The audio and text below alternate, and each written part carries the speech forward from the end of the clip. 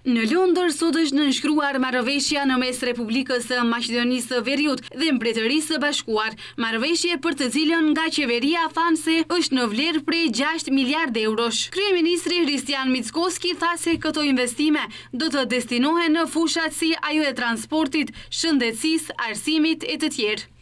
Marrëveshja i vën në dispozicion Maqedonisë së Veriut 6 miliardë euro, të cilat do të ndahen për projekte në fushat e transportit, shëndetësisë, arsimit, energjisë, teknologjisë, si dhe në fushën e mjedisit. Marrëveshja do të jetë transparente dhe zhvillimore.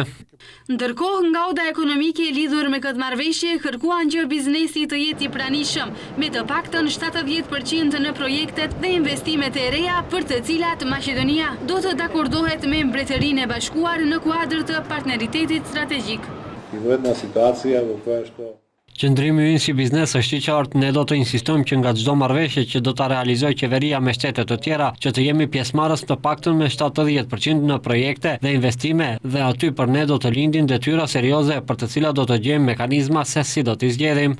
Edhe zëvendës kryeministri i pari i Maqedonisë së Veriut, Izet Megjiti, ditën e djeshme tha se marrëveshja për partneritet strategjik me Mbretërinë e Bashkuar zgjidh probleme jetike për qytetarët e vendit. Ai e vlerësoi këtë si një hap të rëndësishëm në themelimin e bashkëpunimit ndërmjet Maqedonisë së Veriut dhe Mbretërisë së Bashkuar.